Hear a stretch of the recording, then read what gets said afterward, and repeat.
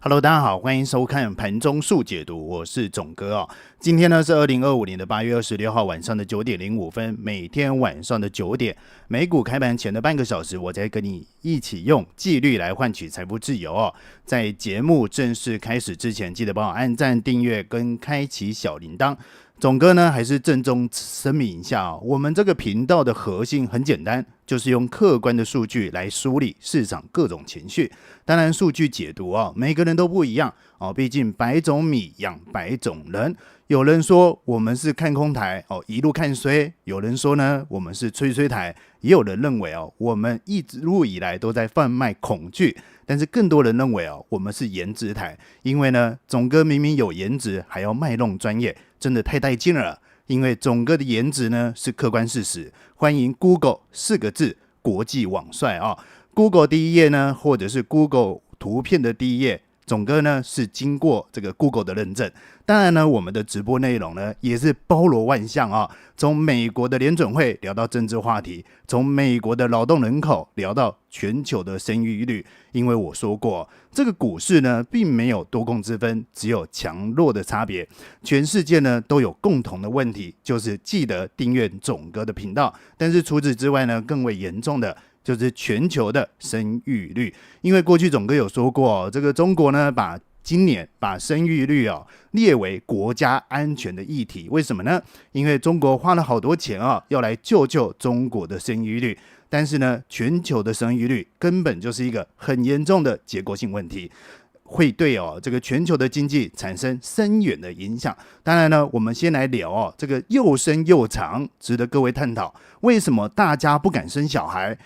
到底是买不起房子呢，还是收入不够的问题？如果说是长度的问题的话，各位男性就要检讨一下。可是面对这个全球生育率的下降，补贴到底有没有用？根据这个诺贝尔学家的一个得主这个克劳迪亚高丁这个教授的说法全球女性的平均生育的子女数已经降到有史以来的最低水平了。这个可能在未来的10几年会彻底的改变全球劳动力市场以及经济成长的格局。举个例子来说，这个韩国在2023年的生育率只有 0.72， 创下全世界最低的记录。意大利跟日本大概是 1.2， 西班牙大概是 1.12。 那这个数据基本上都已经掉到最低生育率的区间里头了，也就是危险的警戒线下面。结果我们细部来看不单只是这样，连美国跟欧洲都出现非常大的一个下降的趋势。这张图呢就显示1960年到2022年左右，美国跟欧盟的出口的人数的趋势出现了一个死亡交叉。那蓝色线呢就是这个欧洲在1960年代大概每年还有600万的新生儿，到了1970年代开始就一路下滑，到了1990年代跌破了每年500万的新生儿，近年更是跌破了300万。那美国的部分呢这个黑色线在1970年代还有小幅回升，可是整体还算是长期的下降趋势，也掉到了300万人左右。可是问题来了，过去的欧洲的人口的基数很大，可是呢这个出口的人数不是出口出生的人数在2020年之后就已经比美国低了，就代表什么呢？大概在2020年之后两者的出生率正式出现死亡交叉。欧盟的出生人口第一次低于美国，这代表什么呢？代表这个出生人口一直讲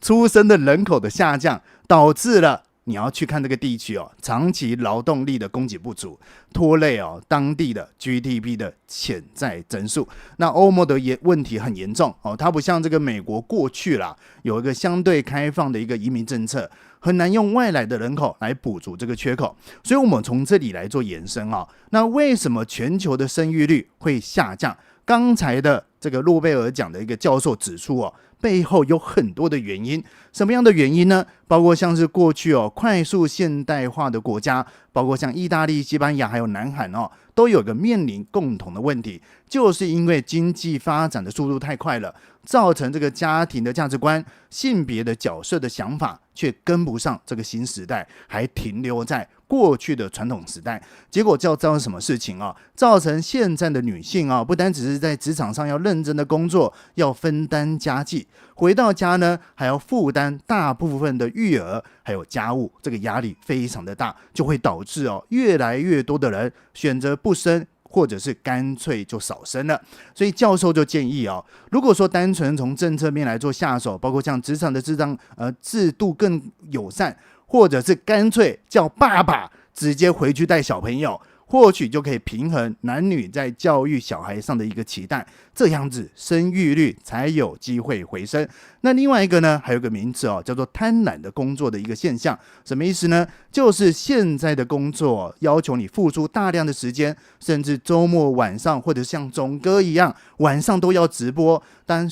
夫妻双方都有这一种贪婪工作的想法的时候，要兼顾家庭跟事业的成本就非常的高。再来呢，就是像是高房价，或者是呢这个年轻人的就业机会减少，甚至说呢为了让孩子上好的大学，导致大家想象这个教育成本大幅的提升，都是造成生育率下降的原因。那特别要注意很多的国家就算推出了这个生育的补贴跟这个生育的政策，通常都是效果不彰的。为什么呢？举个例子来说，像日本呢就推出了这个全球的国家当中最长的带薪陪产假，或者是呢提供巨额的住房补贴给这个新婚的夫妻，或者是呢这个不育证可以直接来实报实销。但是这些政策截至到现在对日本的生育率完全没有作用性。因为呢这些政策根本没办法解决刚才提到的结构性问题。所以简单来讲，刚才总哥只是要告诉大家，这个所谓的人口结构分化的长期风险，就是因为现在出现很多的状况，包括像是美国过去有相对稳定的人口动能，加上它的科技资本市场的一个优势，长期的动能呢本来就优于欧洲了。结果呢，川普上来推动这个所谓的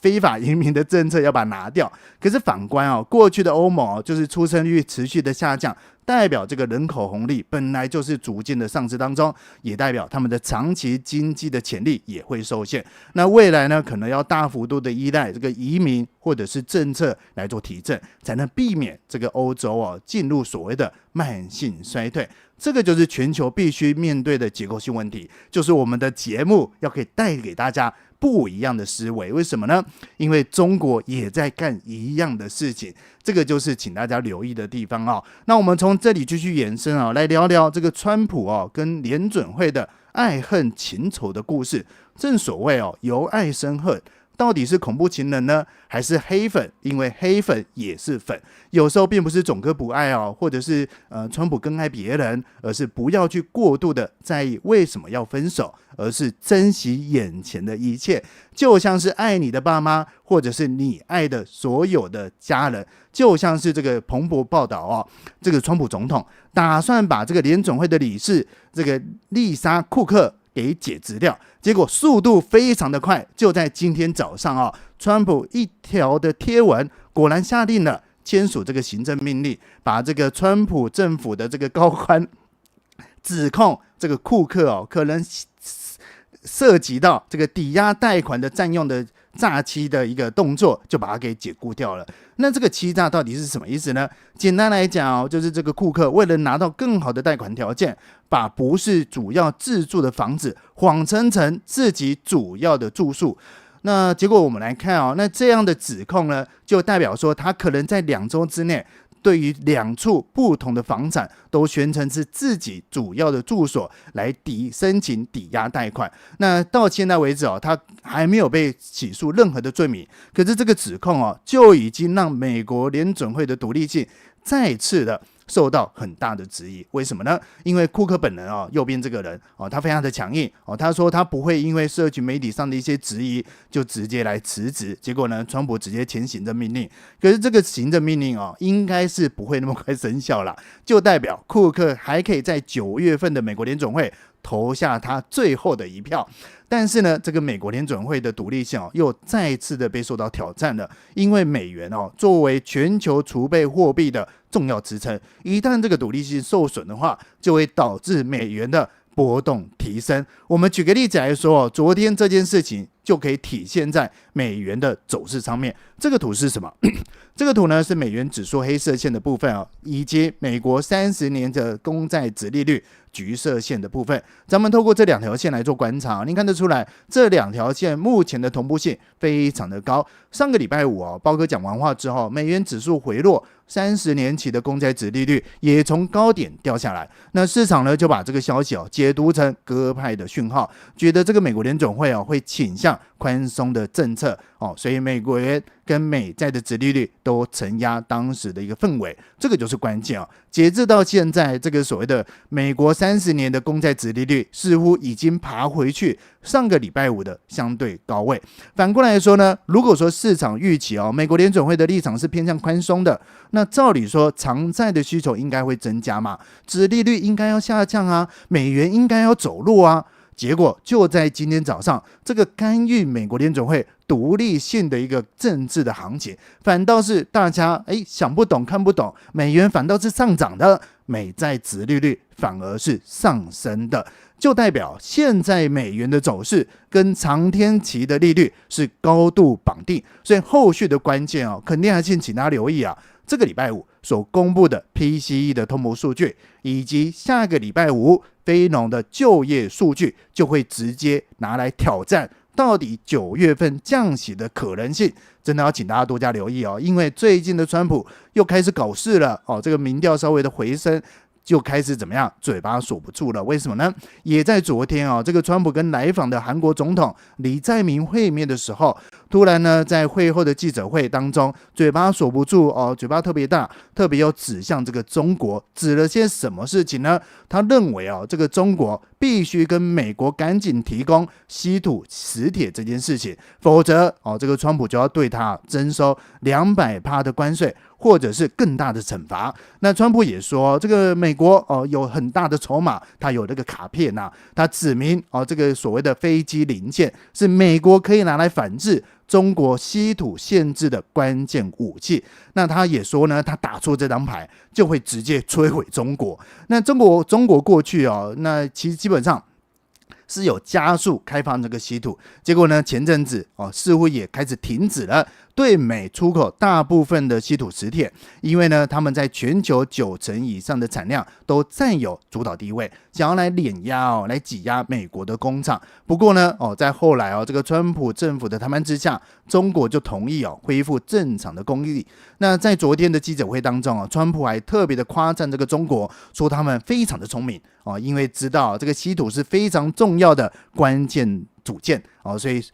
认为中国很聪明瞬间建立起这个稀土的开采跟加工垄断。那川普呢更是直接威胁如果说中国不供应这个稀土磁铁的话，美国呢就会直接对中国开征高达100甚至200%的关税。不过呢川普也补充这个问题已经是过去式了啦，因为呢美国自己就在国内赶紧建立稀土供应上取得实质的进展，大概这个川普自己讲的大概1年之内美国就可以拥有自己的磁铁了。那像是呢美国唯一的这个所谓的稀土矿场的公司，就计划在今年稍后开始商业化的生产这个磁铁。因为呢各位过去应该都知道，从全球的稀土分布来说中国还是第一啦，可是呢第二反倒是美国紧追在后。可是如果说以每年的产量来说的话美国的产量截止到去年根本规模不到中国的1/5，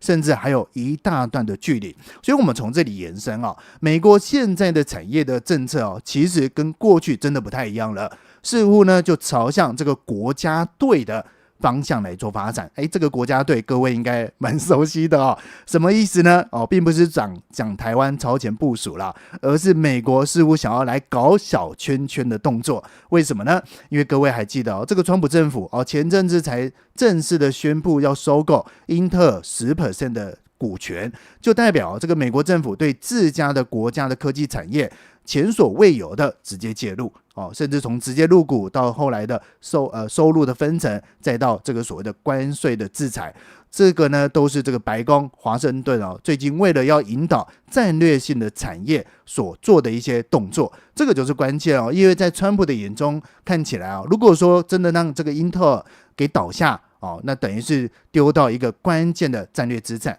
因为英特尔是美国现在唯一拥有先进技术的本土晶片制造厂商，也是重要美国认为的国防供应商。虽然呢大家都知道它在 AI 的晶片方面落给这个辉达这些竞争对手，可是呢在晶圆这个代工上面英特尔还算是可以挑战咱们台积电主导地位的美国公司。如果说连英特尔都没了，那代表美国就必须完全依赖外国的供应商来提供他们所需要的最先进的晶片。那所以呢，保住英特尔对他们而言非常的重要，甚至反过来说这个获得政府参股的英特尔等于是有机会来重塑这个所谓的全球 IC 设计公司的竞争格局。那在这一种地缘政治影响力越来越强的时代，包括像是辉达AMD 高通这些公司，我相信未来都还是会面临中所谓的政府的压力，要求说你要不要去跟英特尔进货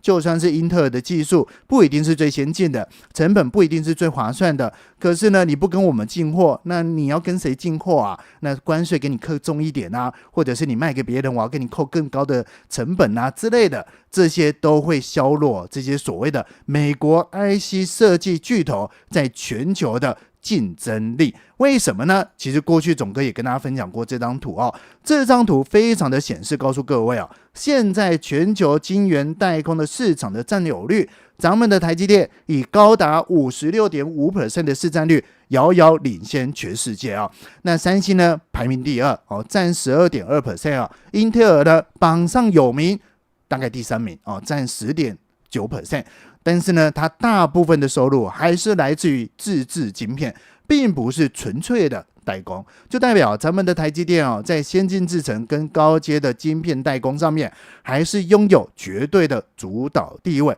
这个就是关键因为光是台积电一家就超过全世界一半以上的市占率，形成全球供应链的单点风险。那川普也知道，你也知道，大家都知道，如果说台湾的政治风险提高了，那全球的科技业包括像 AI 手机汽车这些产业势必都会受到巨大的冲击。当然呢这个美国政府的补贴可以让这些英特尔这些公司受惠，可是是否可以真正挑战咱们的台积电，可说是一个非常大的问号。所以这个川普就在昨天跟韩国的李在明碰面之后，再度的挑战中美之间的角力，目的很多，第一种就是要重塑全球的供应链，当然呢更牵动大家神经的就是中美贸易战会不会谈崩了，会不会重演2018年的剧本。因为呢我们透过2015年的 S&P 500的走势图跟2018年的 S&P 500的走势图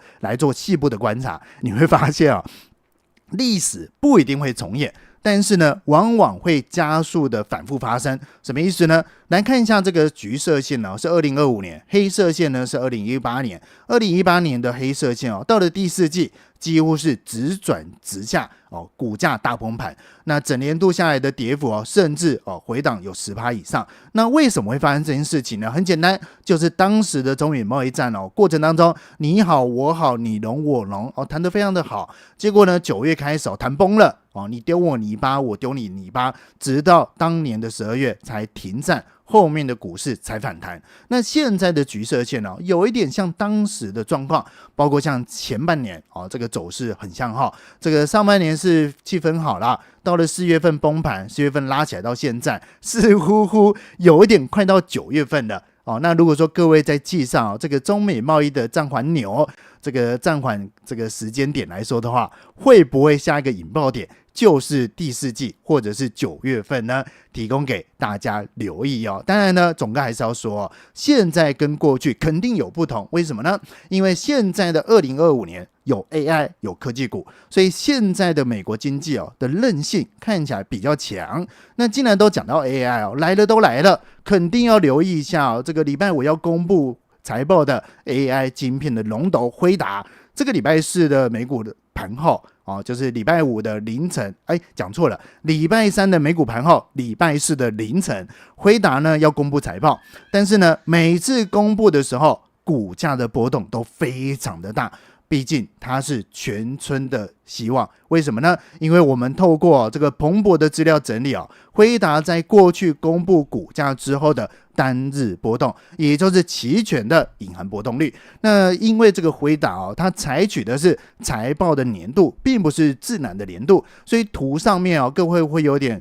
看不出来啦，但是呢，它所标榜的是辉达的财报的年度的季度编号。那橘色线呢的柱状体就是每次辉达公布财报之后当天的实际波动的幅度。那紫色线呢就是接下来要公布嘛，现在的市场会认为它如何的波动。结果我们细部来看不管是过去还是最近波动都是很大的。包括像什么呢？包括像 FY 2026年的 Q1 就是对应到2025年的5月到7月的一个季度。那2024年的 Q1 就是左边这个棒子最大根的那一个，当它的财报出来的时候，股价的波动竟然快高达 25%， 就代表当时的市场真的是对它非常的看好。到了2024年的第四季Q4 那当时的波动也有 15%， 那更不用说2025年的Q2 跟2025年的 Q4 分别都是 7% 到 9% 左右。那足以说明什么呢？就代表辉达身为这个 AI 晶片的老大，每次这个财报公布啦，不单只是影响他自己公司的股价，甚至撼动的跟整个 AI 的概念股跟半导体的板块都会跟着震动。那更不用说这个橘色线就是眼前即将公布的部分。现在的市场预期现在的辉达假设公布的一个价格波动的话，可能会落在正负5% 左右。当然比上不足，比下有余啦，跟过去来讲稍微还是比较短一点可是呢，不管怎么说，这个还是足以够刺激的，所以请大家留意那时间点呢，就是在礼拜四的凌晨4点过后。那当时4点过后呢，这个美股的现货是收盘的啦，可是呢，美股的期货有开盘，台股的期货也有开盘，请大家多加善用你手上的工具。好了，那我们从这里来继续延伸我们来继续聊一下中国的晶片产业。为什么呢？因为自从这个过去美国开放 H20 卖到中国之后，中国劝中国的企业不要买 H20， 到辉达停产 H20， 就足以看得出来中国极力想要发展自己的 AI 晶片。可是问题来了，中国面临到一个非常大的挑战，就是没有光刻机，他们的光刻机的技术被封锁了。简单来讲这个光刻机是制造晶片最核心的一个设备，没有它晶片根本做不出来。那现在呢，全球最先进的光刻机就是荷兰的，几乎是独家垄断。那偏偏呢，美国又对中国实施出口管制，把这一些高阶的光刻机，尤其是最先进的 EUV 光刻机都禁止卖给中国了。那这下好了，中国的晶片到底怎么发展呢？我们来看一下这张图这张图显示的就是现在中国在晶片制程的技术上面跟全球的领先的水准有一段非常大的差距。怎么说呢？蓝色线就是代表全球最先进的制程速度，从1996年的280奈米一路狂奔到至少到2023年的5奈米，未来呢还要继续往2奈米跟1奈米的前进。那黑色线呢，就是现在中国的速度，你可以看得出来这个1996年到2014年，中国都是非常落后的，甚至到了2017年全球都在冲刺了5奈米。可是呢，中国还依旧停留在所谓的90奈米，直到2023年他们才追到28奈米。那中间的技术落后的年限呢，更从过去的19年缩小到14年，那中间还一度拉到10年，就是2018年左右。那现在预计啦，到2029年呢，他们会持续的追赶，这样的差距可能会压缩到10年之内。当然这个技术差距依然是存在但是呢，你可以发现中国缩小的速度非常的快，这个值得大家留意啊，这个就是一个关键。当大家这个数字上面的一个节点数字越小，就代表这个晶片的制程越先进，效能越高，功耗越低。全球现在的主流至少都跑到5奈米了，甚至往3奈米、2奈米前进。那现在中国这个所谓的商业量产这个光刻机的部分其实都还卡在28奈米到14奈米这个区间，因为呢，在 EUV 的光刻机被美国制裁的情况之下，中国的进展非常的受限，那也会导致现在的中国晶片大部分都停留在比较成熟制程，也就是28奈米左右，虽然可以用在这个所谓的汽车、家电、工业控制这些领域，但是呢 AI 高效运算甚至军工级的晶片，这些最尖端的应用上面还是受限于人。可是问题来了，我们可以看一下现在中国的一个发展包括像是 DUV 的光刻机，全球最先进已经到7奈米了。现在中国最先进依旧是停留在28奈米。那更为先进这个 EUV 的光刻机，全球领先大概已经在量产3奈米的晶片，但是中国呢，到现在都没有可以商用的 EUV 的光刻机。可是问题来了，中国有没有想办法弯道超车呢？当然是有的。所以现在中国所采取的做法叫做成熟制程加上国产代替的一个政策，包括像什么？包括像中芯国际跟华为就尝试用 DUV 多重曝光的技术，硬是生产出7奈米的晶片。当然呢，这个良率啦跟成本优势非常的明显，对他们而言还算是可以一种叫做突破的一个方向。这个就是关键为什么呢？因为就算是中国在晶片的设计上，或者是部分的成熟制程上面有所进展，可是呢，光科技这个核心设备上，目前来看还有10年的一个距离，所以短时间之内依旧无法撼动台积电跟三星的在全球先进制程的领先地位。当然这也不是一个技术性问题啦，因为全球半导体供应链最大的战略风险跟投资关键因此呢，这个台湾跟三星大家不用担心，这个 AI 伺服器、高效能的 GPU 或者是苹果手机晶片，这些最顶尖的商品依旧是依赖台积电跟三星。可是呢，中国的半导体供应链包括像中芯国际或华虹这些公司，我相信会在中国政府的大力的支持下面加速来缩小这样的距离。那更不用说最近的中国股市非常的火热，有多火热呢？咱们把它给排赞这个是什么？这个呢 CSI 就是沪深300指数这个月光是这个月就已经涨了9% 左右。那以科技股为主中国创业板的指数这个月更是飙涨了18%，表现上来比这个月的 S&P 500还要来得好，甚至跌破很多人的眼镜。不过呢，市场上就有很多人在担心这个会不会重演这个2015年的中国股灾因为呢2015年当时这个上半年也是一阵的狂涨，可是呢下半年就出现惨跌的局势。光是刚才提到的 CSI 的300指数那一年最后是跌了 47%。 可是呢现在的经济背景确实跟2015年有点类似，但是呢你光是看包括像生产者物价指数中国的部分都已经连续3个月是负的，是10年以来的最长连续负的状况。那中国政府呢也在说这个要终结这个所谓的内卷的动作要终止这个价格战。那这个呢跟当时的2015年所提出来的供给侧的改革有点类似。那反过来呢，就是衡量大家风险的一个状况的融资交易额也在今天创下10年来的新高。所以如果说只看这些表象的话，我相信很多人都认为哎呀，中国股市又在搞那一套所谓的流动性驱动之下的资产泡沫了吗？但是我们细部来看确实这一次的状况跟过去不太一样。为什么不太一样呢？因为当时是因为中国的央行降息所导致的股市狂热，但是反过来说，这一次中国的股市的涨势反倒是人工智慧，因为这个人工智慧正在中国市场催生出很多的巨头公司。什么样的巨头公司呢？反过来说现在的中国市场流行一种新说法，什么样的新说法呢？就是中国买中国， Chinese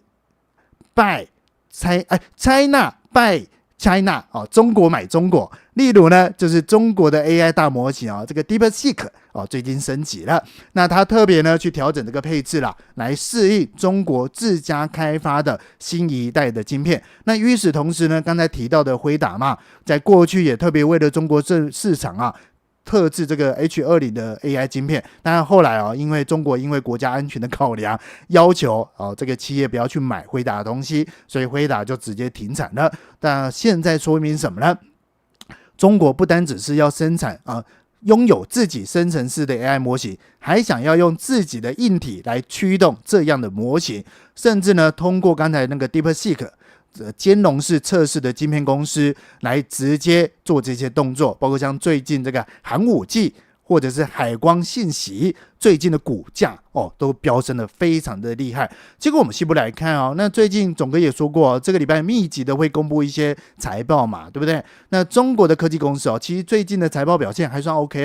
包括刚才沪深300里面的65家的科技公司，就已经有28家公司公布了第二季的财报，光是这个平均销售额跟利润的增长分别都达到 11.4%， 或者是来到 15.5%， 是过去1年以来的最好表现。包括刚才提到的海光信息这个月的股价就涨了 51%可是呢他们的营收也比去年的同期增长 41%。 好了，那问题来了，这个营收表现得很好嘛，对不对？可是呢股价涨那么多，那这些公司的估值会不会太高啦？包括像刚才提到的这个寒武纪这个目前市场这个非常火热的光是他们的预期市销率都已经高达了66倍，比辉达的19倍还要贵的非常的多。所以呢在这种乐观的氛围之下总哥只是要请大家多加留意一下讯息啦。因为呢彭博社认为这一波中国的股市强劲的上涨主要是受到流动性的一个驱动，根本不是经济基本面的真正改善。可是呢与此同时在昨天也就是昨天的盘后，全球第2大的股市的成交额就是中国的部分达到惊人的 3.1 兆的人民币，创下历史第2高。那刚才提到的沪深300也是连续4天的上涨，这个月呢是亚洲里面表现最好的。所以从估值或者是技术指标到融资交易，似乎咱们都嗅出一点味觉出来了。什么意思呢？我们先看一下本益比的部分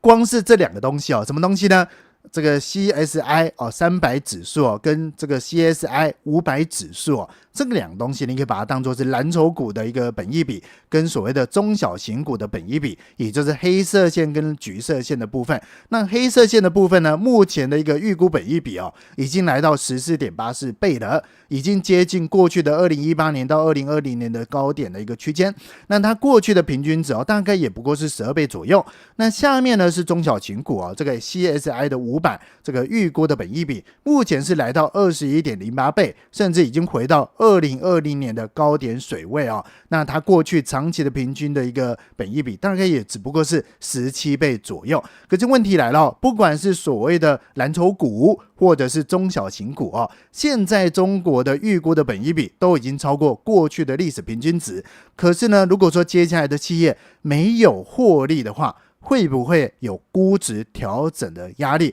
我们再从价格方向来做一个留意什么意思呢？假设呢我们把这个所谓的全中国股市的 RSI 直接放在一起排排站的话，包括像什么呢？黑色的是所谓的上证，橘色是所谓的深圳，这个所谓的绿色呢是创业板，蓝色呢是所谓的上证50。到了2025年的8月，也就是最近，全部呢集体的 RSI 都突破了80。这种局面只有在上次什么时候看到？去年的10月份才看到一次。那下面呢是这个粉红色线的部分啊，这个粉红线呢是单纯的拿这个上证指数的10日的波动率，现在你会发现它竟然处在低波动的地方，为什么呢？我们再把它放大来看啊，现在所有的价格指标都是来到 RSI 80的位置，我就不解释什么叫80了啦。上次来到80的时候是什么时候呢？就是去年这个所谓的11长假嘛，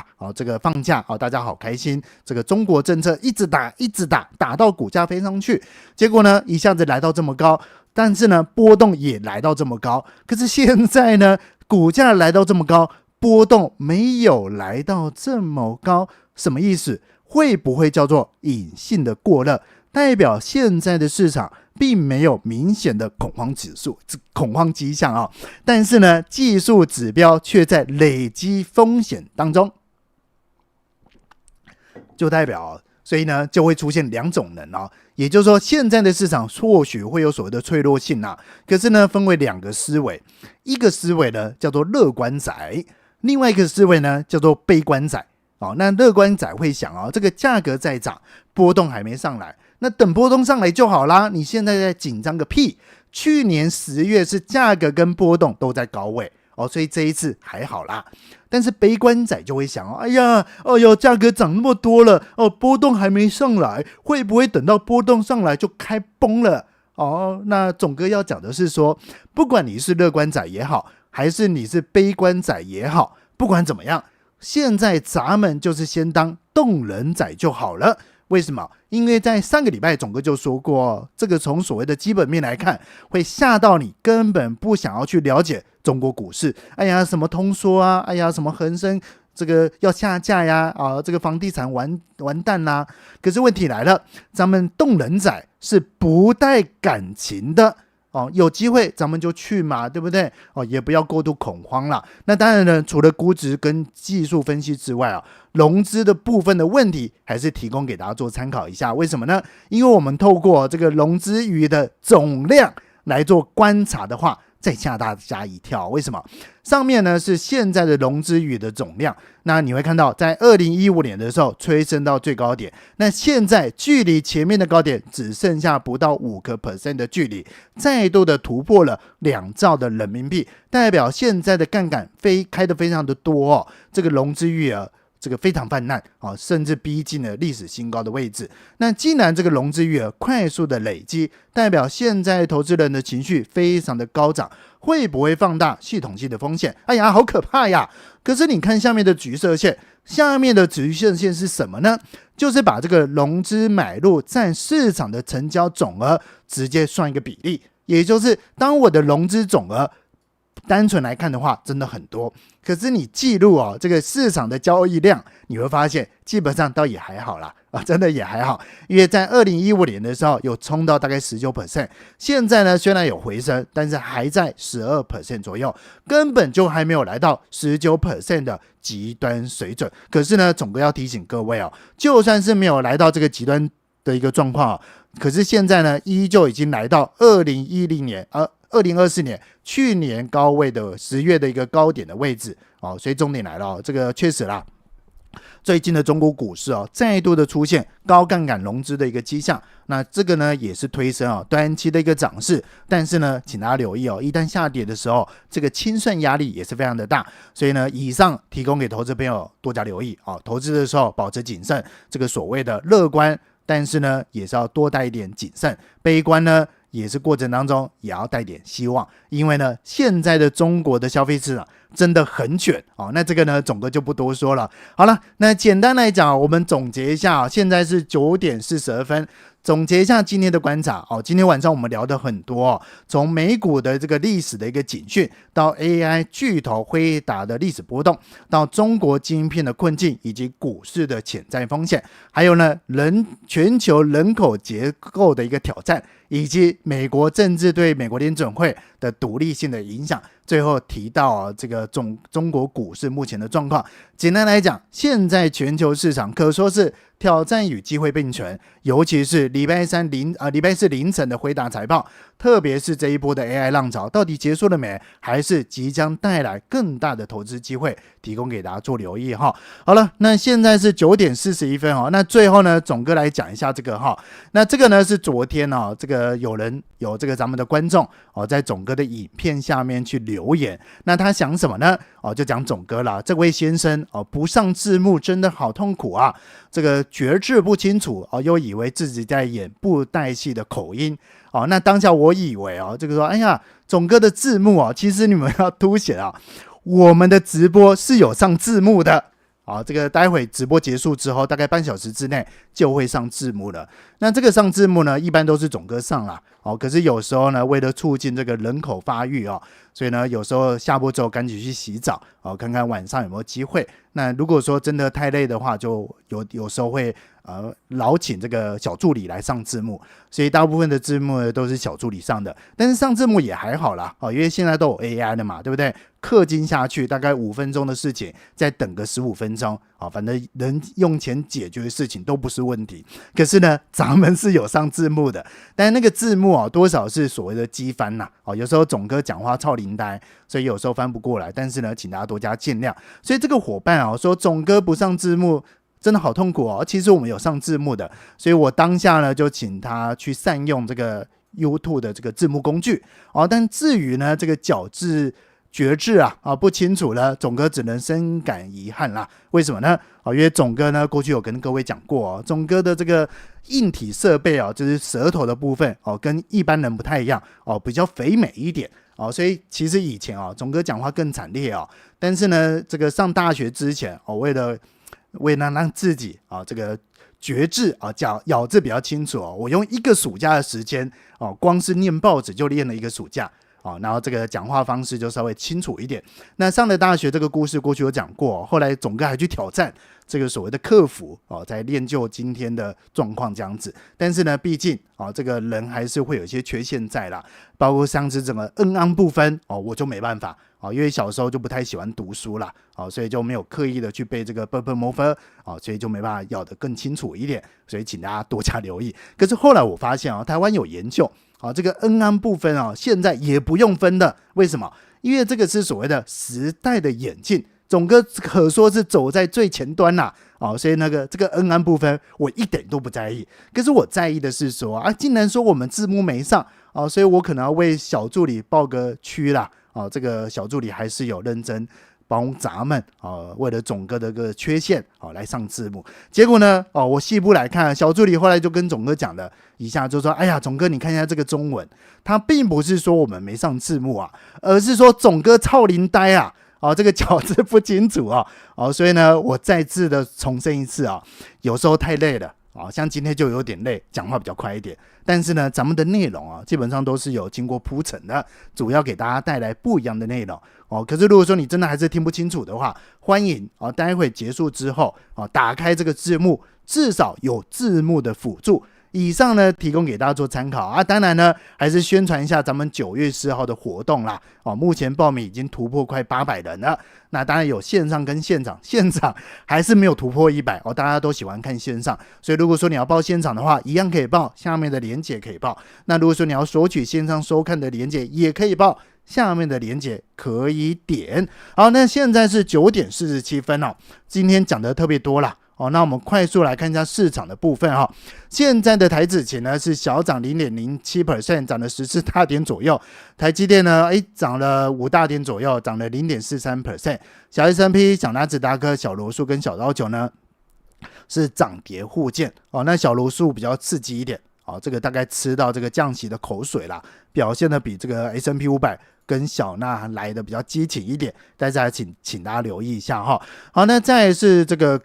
欧股的部分这个时报指数再创新高今天杀了一根下来。好，那德国指数呢在这个 MA20 以上横盘。那欧洲股市最近有点疲态啦，跟日本股市差不多。那日本股市白天跌幅蛮重的但是呢再怎么说都回来摸一下 MA20 的位置，所以请大家留意接下来的发展。那最近我相信各位应该都在盯这个所谓的三井金属这个有时间差这个8点左右看这个日本股市的三井金属，那8点45分看台湾的标股这个个股期货开盘9点看现货，那9点半左右呢看一下中国的这个铜箔的股价开盘，所以中间有时间差那中间的醍醐味我这里就不多说了，因为我们这个有节目的尺度，但是我相信各位听得懂啦就去了解就是追标股不可怕，但是你要搞清楚你在做什么那除了这个日本之外那 A50 这个陆股的部分我就不多说了啦那这个你看这个过去是讲过了前面竟然是政策打出来的，目前正进入一个所谓的高速公路啦所以中间的行情却非常的刺激非常的带劲儿，所以呢各位可能当动能仔就好了啦，有任何的风吹草动减码都不会是坏事，出场也不是懦夫的行为，反正呢都是先做动能不要带感情你不要说哎呀我要天长地久，我要长期投资，没有人该跟你这个入股涨当然也不能这么说咱们还是要留意这个当然刚才提到很多啦，包括像估值的问题现在这个估值也稍微有点贵了啦股价真的涨太快了。那第二个呢就是这个市场的信赖度的问题就是每个人喜恶的问题啦，这个我们就不多说了这个就要扯到一些政治问题之类的，但是总哥说过了政治跟信仰一样，咱们不挑战，但是我们只讲市场的部分。那外汇的部分那看一下日元的状况一样是横盘，最近外汇蛮无聊的所以大家留意一下这个礼拜五的这个 PCI PCE。那原物料的部分呢这个原油基本上撞到这个 MA20 的位置抖了一下往下掉。那油价的部分跟美元是稍微的深度挂钩所以请大家留意一下接下来的趋势但是最近总哥查一下这个原油，结果呢光是这几个月美国的这个进口的原本以为会出口增加啦，结果没有美国还是进口大于出口啦所以现在可能还是稍微的依赖这个进口的状况。好了，不管怎么样，黄金的部分已经横盘了将近快4个多月也没什么搞头。好了，那其他我都不点名了那以上呢就是今晚的这个全球市场的概况。那现在是9点50分那因为今天拖得比较长一点所以呢待会进入这个 Q1 的时间，那我先请小助理出来小助理好急小助理要出来所以呢我们先进入一下小助理我们先叫小助理出来一下，有任何的问题待会小助理讲完之后随即来跟大家做回答。到我了吗？等一下，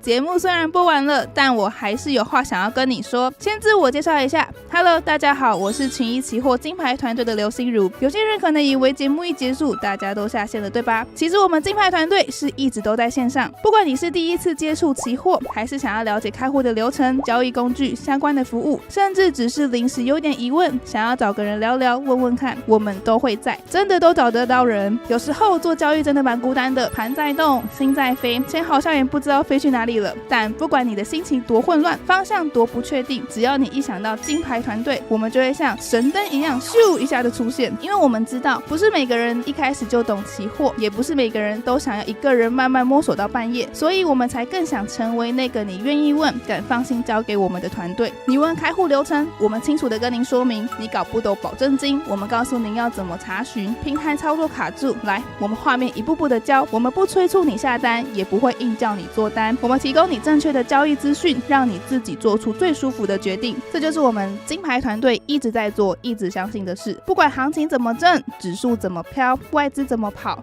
你只要记得我们一直都在，不是冰冷冷的线上客服，而是会记得你的名字、你的生日，会回复您的讯息，甚至在你快放弃自己的时候，还会再多给你一点信心的金牌团队。对了，如果你还没有完成期货开户，或者身边朋友也有在观望，真的可以来找我们聊一聊，我们超级欢迎你的加入。而且找金牌团队开户还能享有9大好礼，只要找我们开户就可以解锁新手线上课程、海外期货教学课程、选择权操作教学、个股期的进阶课程，超过21堂的线上课程。还没有完哦，我们还可以享有每日1篇全球市场的操盘笔记，24小时线上社群，让你不孤单。再加上金牌团队全方位专业的服务跟1对1的贴心教学，你还能无限浏览我们网站上面金牌一江网志，里面有每日操盘笔记、更多进阶课程，还有实战交易案例。这么多的资源跟服务，都是为了让你交易更安心，学习更有方向。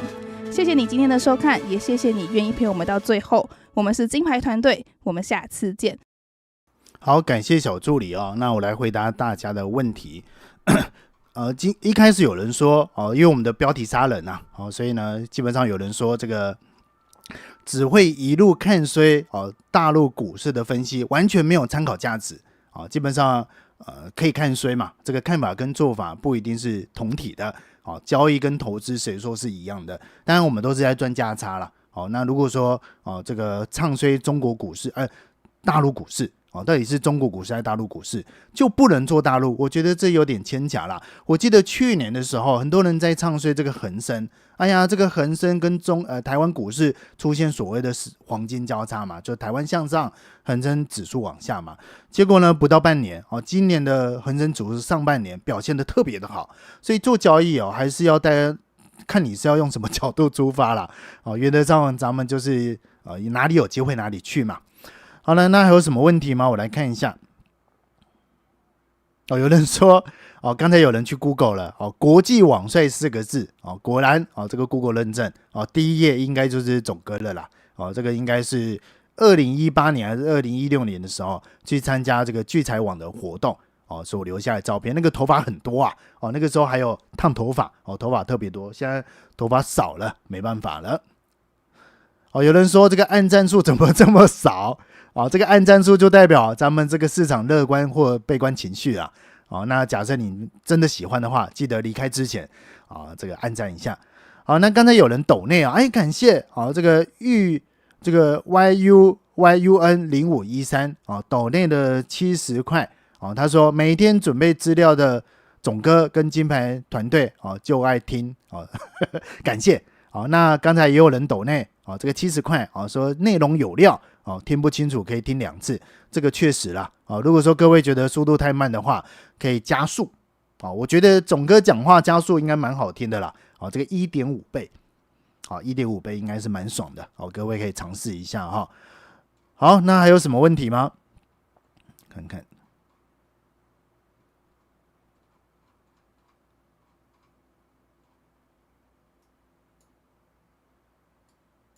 好了，那就先这样，没问题就没问题了。OK， 好，那就祝大家操作愉快。今天晚上操作愉快发大财。听完总哥的祝福之后，待会赶紧去面对市场。虽然没有什么波动啦，但是我相信礼拜4的凌晨应该很刺激。那就是明天晚上金牌战前是10点再见，拜拜。